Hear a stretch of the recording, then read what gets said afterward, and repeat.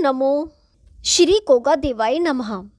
अब तक श्री गोगा महापुराण के 21 अध्याय हम आपको सुना चुके हैं। आज 22वां अध्याय। रानी बाछल अपने मन में अधीर हो अपनी सास राजमाता के पास सलाह लेने जा पहुंची और अपने दोनों हाथ जोड़कर चरण छूकर बोली, हे मातेश्वरी, मुझे खबर मिली है कि हमारे नगर में योगेश्वर गुरु गोरखनाथ जी महाराज अपने 1400 चेलों के साथ आकर नौलखे बाग में ठहरे हैं। मैं आपके पुत्र के कहने से एक अरसे से जोत जलाती हूँ। आपके बेटे ने मुझसे कहा था जोत जलाने से गुरु गोरखनाथ के कभी न कभी दर्शन जरूर होंगे और उन्हीं से पुत्रवती होने का वरदान भी मिलेगा। ये ऐसे करामाती योगेश्वर हैं जो अनहोनी को भी होनी में बदल देने की शक्ति रखते हैं। अब मैं क्या करूं समझ में नहीं आता। मैं इस घर की रानी महाराजा जेवर सिंह की पटरानी और चौहान वंश उजागर महाराणा उम्मड़ सिंह की पुत्रवधू अकेली संत महंतों के दर्शन को जाना उचित नहीं समझती। मुझे सलाह दो, मैं क्या करूं? अगर राजा जी वन ना गए होते तो बात दूसरी थी। अब आप जैसी आज्ञा देंगी मैं उसका पालन करूंगी। अपनी बहू महारानी बाछल की बात सुनकर राजमाता रामकौर बोली, बहू, मेरी सलाह पर चलना है तो मन लगाकर मेरी बात सुनो। ये जितने भी संत महंत साधु सन्यासी जोगी योगी हैं, इन्हें इनके गुरुओं की आज्ञा है, इनका धर्म भी है कि घर घर भिक्षा मांगकर अपने उदर भरने की कोशिश करो। इसलिए सारी बस्ती में ढिंढोरा पिटवा दो कि जो भी साधु संत आए उसे भिक्षा पहले राजमहल से ही दी जाएगी। नगरी की जनता किसी भी साधु संत को भिक्षा न दे। जनता के लिए भिक्षा देना आज के दिन से निषेध है और जो व्यक्ति आज्ञा का पालन ना करेगा उसे राजदंड दिया जाएगा। इससे ये होगा, घर बैठे संतों के दर्शन हो जाएंगे। रानी बाछल को अपनी सास की सलाह पसंद आई और तुरंत ही ढिंढोरी को पिटवाकर आज्ञा दी कि सारी बस्ती में महारानी बाछल की आज्ञा है कि किसी भी संत महंत को भिक्षा देना निषेध है और जो भी राज आज्ञा का उल्लंघन करेगा वह सख्त सजा पाएगा। भिक्षा केवल राजमहल से ही दी जाएगी। ढिंढोरची ने राज आज्ञा का पालन किया और सारी नगरी में ढिंढोरा पीट दिया कि जिसे सुनकर ददरेवा नगर की जनता में एकदम खलबली मच गई। सेठ साहूकार बड़े दुखी हुए। सब नगर में घर घर इसी की चर्चा होने लगी कि ये रानी बाछल की कैसी आज्ञा है जो दान पुण्य पर पाबंदी लगा रही है। इस महारानी का दिमाग फिर गया मालूम होता है। जनता दान पुण्य करती है तो इसका क्या बिगड़ता है? जब साधु संतों को राज दरबार से ही मनचाही भिक्षा मिल जाएगी तो जनता का पाव आध पाव अन्न कौन लेना गवारा करेगा? हमें तो ये नगरी अब छोड़नी पड़ती दिखाई देती है। हम लोग जाने अनजाने में अधर्म तो करेंगे ही और धर्म पुण्य ये बाछल महारानी करने नहीं देगी। तो इसका साफ मतलब है हमारे धर्म अधर्म बराबर किसी प्रकार भी नहीं होंगे। धर्मराज के यहाँ इस बस्ती के लोगों का अधर्म का ही लेखा जोखा होगा। धर्म अब करेंगे ही नहीं तो उसका लेखा जोखा बनेगा ही क्यों? मरने के बाद हम सब लोग नरक कुंड में ही झोंक दिए जाएंगे।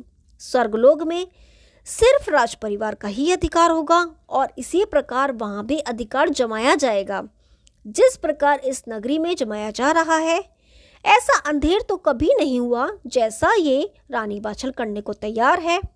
सारी बस्ती में घर घर यही चर्चा होने लगी, इस बस्ती को छोड़ दो, हमें इस अंधेर नगरी में नहीं रहना। जब सारी नगरी में खलबली मची तो राजमहल में रानी बाछल को भी खबर मिली कि हमारी जनता बस्ती छोड़कर जाने को तैयार है। सेठ साहूकार भी ढिंढोरा सुनकर दुखी हैं। जब जनता ही नगरी छोड़कर जाने को तैयार है तो वे लोग यहाँ रहकर अपना रोजगार किसके साथ करेंगे? उन्हें हार कर नगरी छोड़नी ही पड़ेगी। बस्ती के चौधरी और साहूकारों को बिना समझाए बात बनती नहीं दिखती। ना मालूम ऊँट किस करवट बैठे। जो करना है जल्दी करना चाहिए। रानी बाछल ने तुरंत ढिंढोरची को बुलवाया और उससे आज्ञा दी कि अभी इसी वक्त बस्ती में जाकर ढिंढोरा पीट कर ऐलान करो कि आप लोगों ने रानी बाछल का मतलब ठीक प्रकार से नहीं समझा, इसलिए दरबार में चंद समझदार पढ़े लिखे लोग, सेठ साहूकार और बाजार चौधरी शाम के वक्त पधारे। रानी बाछल उनसे सलाह मशवरा करना चाहती है।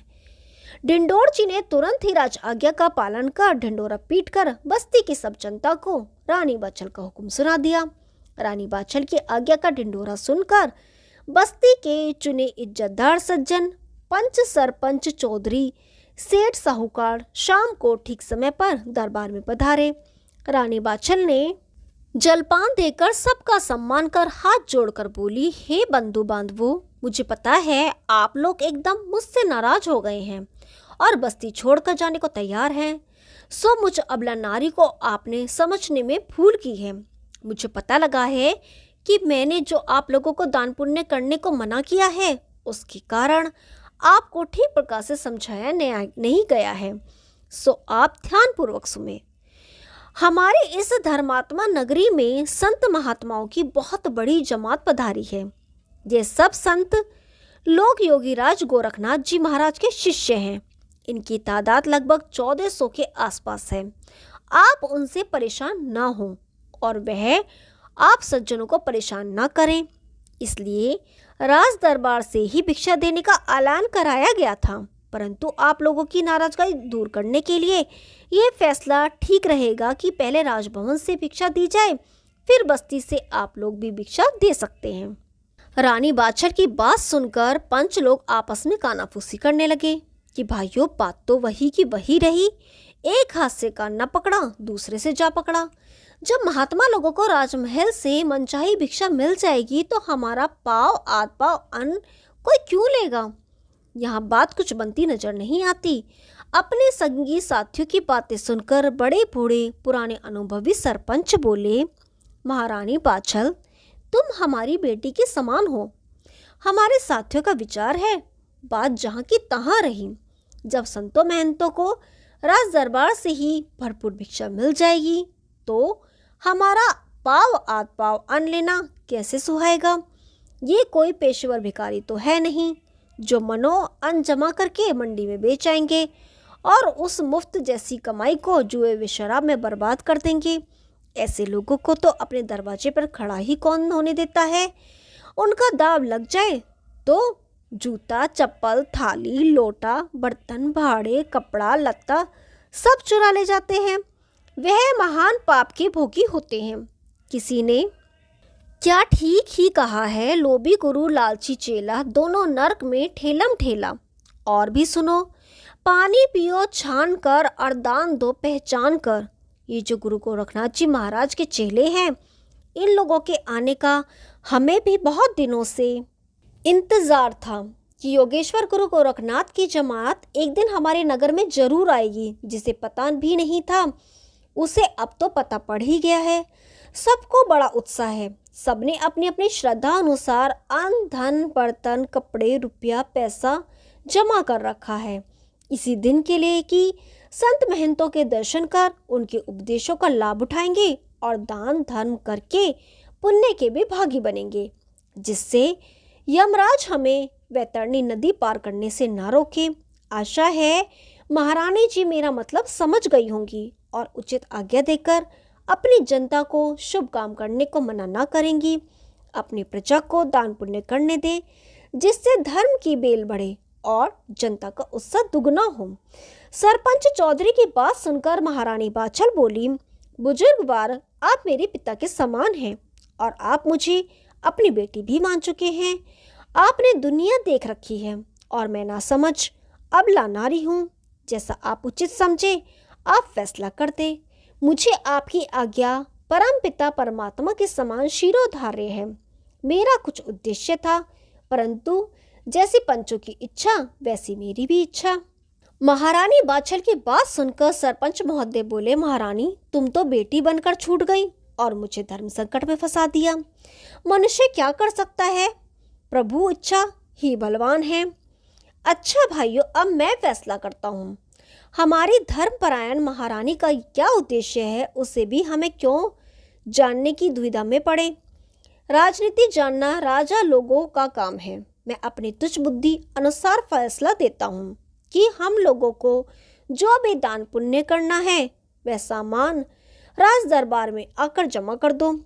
जब संत लोग भिक्षा लेने आएंगे तब रानी जी का कर्तव्य होगा पहले जनता की सामग्री का दान हो, बाद में राज दरबार की सामग्री का। रानी को अपने सेवकों को सख्त हिदायत दे देनी चाहिए जिससे कोई भूल ना कर बैठे और गरीब जनता का धन राज दरबार में ही पड़ा ठोकरे खाता रहे।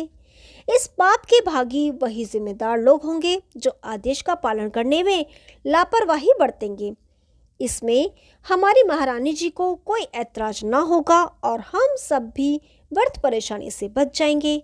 हमें तो आम खाने से मतलब है, पेड़ गिनने से नहीं। हमारे राजा के यहाँ अधर्मी लोग तो हैं ही नहीं, जो लोग दिखावे के लिए थोड़ा सा दान करके बाकी चोरी छिपे अपने घरों को भेज देंगे। यहाँ तो रात दिन धर्म के जयकारे हैं। अब रही दर्शन की बात, सोनौला के बाग में खूब भारी मेला लग रहा है। महात्माओं के दर्शन का लाभ भी करो और पान, फूल, रोली, चंदन, सामग्री, लकड़ी, उपले अपने साथ ले जाकर संतों को पहुंचाओ और पुण्य के भागी बनो। सिर्फ भिक्षा देने की बात की लड़ाई थी, सो उसका फैसला हो गया। जब सब लोग महारानी बाछल को नमस्कार कर जाने को तैयार हुए तब महारानी बाछल सरपंच चौधरी से हाथ जोड़कर बोली, पिताजी, आपका फैसला उसी प्रकार का हुआ है जिस प्रकार का झगड़ा अशरफियों के हंडे का हुआ था। मैं तो अपने धर्म के झगड़े और उसके फैसले को देख स्वर्ण समान भारत के पुराने लोगों को बधाई देती हूँ, जो धर्म के लिए अपनी जान पर खेल जाया करते थे। उसी तरह हमारे नगर की जनता ने मुझसे धर्म के लिए लड़ाई लड़ी। मैं अपनी इस जनता को आशीर्वाद देती हूँ कि इसका मस्तक संसार में सदा ऊंचा ही उठा रहे और सदा भलाई के कामों में ही इसका ध्यान रहे। अब मैं आपको वह कथा सुनाती हूँ जिसका ऊपर जिक्र किया जा चुका है। सब लोग थोड़ी देर ठहरकर सुनने की कृपा करें। बहुत दिन की बात है, किसी नगर में एक धर्मपरायण राजा राज्य करते थे। सुना है कि उनके राज्य में शेर और बकरी एक ही घाट पर बराबर बैठकर पानी पिया करते थे। चारों तरफ धर्म की ही जय जयकार सुनाई पड़ती थी। गरीब अमीर होना अलग बात है, इस प्रकार धर्मपरायण होना अलग बात और पापी होना अलग बात। न सब अमीर धर्मात्मा होते हैं और न सब गरीब पापी ही होते हैं।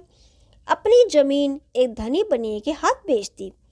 ऐसे ही बनिए ने परेशान होकर जब धनी बनिए ने मकान की नींव भरवाने के लिए जमीन की खुदाई करवाई तो भगवान की माया से उस जमीन के कोने में एक सोने की अशर्फियों से भरा एक हंडा निकला। उस सेठ ने विचारा, मैंने तो उस गरीब बनिए की जमीन का ही पैसा दिया है, इन अशर्फियों के हंडे का थोड़ी ही दिया है, इसलिए उसे उसका हंडा वापस कर देना चाहिए। वह धर्मदारी बनिया अपने मकान की नींव भरवाने का काम रुकवाकर एक मजदूर के सिर पर वह भारी हंडा लेकर उस बनिए के मकान पर पहुंचा जहां वह रहा करता था। उसने उसका नाम लेकर आवाज दी, अरे भाई गरीबदास, जरा बाहर आना। गरीबदास अमीरदास की आवाज पहचान कर घर से बाहर आया और हाथ जोड़कर बोला, सेठ जी कैसे तकलीफ की, मुझे वहीं बुलवा लिया होता। अमीरदास बोला, भाई क्या बताऊं, जो परेशानी परमात्मा ने भाग्य में लिखी है वह तो उठानी ही पड़ती है। जब मैंने मकान की नींव भरवाने के लिए जमीन को खुदवाया तो उस जमीन के कोने में ये सोने की अशर्फियों से भरा हंडा निकल आया। मैंने सोचा जिसकी अमानत है उसको पहुंचा देनी चाहिए, इसलिए मकान की नींव का काम रुकवा कर उस हंडे को मजदूर के सिर पर रखवा कर लाना पड़ा। अब ये अपना हंडा संभालो और मुझे विदा करो। सेठ अमीरदास से अशर्फियों के भरे हंडे की बात सुनकर गरीबदास बोला, सेठ जी अगर यह हंडा मेरे भाग्य में होता तो जमीन बेचने की नौबत ही क्यों आती। ये हंडा जमीन बेचने के बाद निकला है, इसलिए मेरा इस पर कोई हक नहीं है, इसे आप अपने घर ले जाओ। अमीरदास व गरीबदास इसी बात पर झगड़ा करने लगे। एक कहे हंडा तेरा है मैं क्यों लूं, दूसरा कहे हंडा तेरा है मैं क्यों लूं। बहुत से सज्जन इकट्ठे हो गए। उनमें से बुजुर्ग बोले, इनका झगड़ा यहाँ नहीं निपटेगा, इनका झगड़ा तो राजा साहिब ही निपटा सकते हैं। उन दोनों की समझ में भी बात बैठ गई और वे रास्ते भर लड़ते झगड़ते राज दरबार में जा पहुंचे। उनका रास्ते का झगड़ना भी इसी प्रकार का था। देख लेना राजा साहब मेरे ही हक में फैसला देंगे और ये हंडा तुझे ही वापस लेने को कहेंगे। अमीरदास कहता था कि राजा साहब मेरे ही हक में फैसला देंगे, वह किसी की चीज किसी को दिलवा दे ऐसा अधर्म कर ही नहीं सकते। जब दोनों बनिए राजसभा में पहुंचे तो भरे दरबार ने उन दोनों धर्मधारियों की लड़ाई का आनंद लूटा। जब राजा ने झगड़े की जड़ जननी चाही तो दोनों बनियों ने जो सच्ची बात थी राजा साहब को समझा दी। राजा साहब भी बड़ी दुविधा में पड़ गए। उनकी समझ में भी ये बात नहीं आ रही थी कि हंडा किसे दिलवाना चाहिए। आजकल का कोई कलयुगी राजा होता तो कह देता जमीन का निकला माल राजा का होता है, इसे राजा के खजाने में जमा करो, ये जनता की भलाई के काम आएगा। परंतु उस धर्मधारी राजा ने कहा तुम दोनों बनिए हो। अमीरदास बोला जी सरकार। राजा ने पूछा तुम्हारे कितने बच्चे हैं? अमीरदास बोला हुजूर सिर्फ एक लड़की है, लड़की का मुंह देखना ही नसीब ना हुआ, ना जाने पूर्व जन्म में कितने पाप किए थे। राजा ने गरीबदास से पूछा तुम्हारे कितने बच्चे हैं? वह बोला हुजूर मुझ गरीब के एक लड़का है और एक लड़की। राजा ने फिर पूछा तुम्हारे लड़के की उम्र कितनी है? गरीबदास बोला हुजूर ये ही 18-19 साल का होगा। फिर अमीरदास की तरफ देखकर पूछा और तुम्हारी लड़की की उम्र कितने साल की है? अमीरदास बोला धर्मावतार 16 साल की है। राजा की इतनी बातें पूछने का अर्थ न कोई दरबारी समझा और न ही दोनों बनिए। सब चक्कर में थे फैसला अशरफियों का और बात चल रही है लड़के लड़कियों की उम्र के बारे में। सोच विचार कर राजा बोले अमीरदास तुम्हारे मुकदमे में हमारा ये ही फैसला है कि तुम अपनी लड़की की शादी गरीबदास के लड़के के साथ कर दो। दोनों ब्याह लायक हो गए हैं और जो तुम अपनी लड़की को देना चाहो उसके अलावा ये अशरफियों का हंडा भी लड़की के दहेज में दे देना। इन्हें भी अपने जैसा अमीरदास बना लो। राजा का फैसला दोनों बनियों ने शीश झुकाकर मान लिया और दोनों बनियों ने खूब धूमधाम के साथ ब्याह की रस्म पूरी की।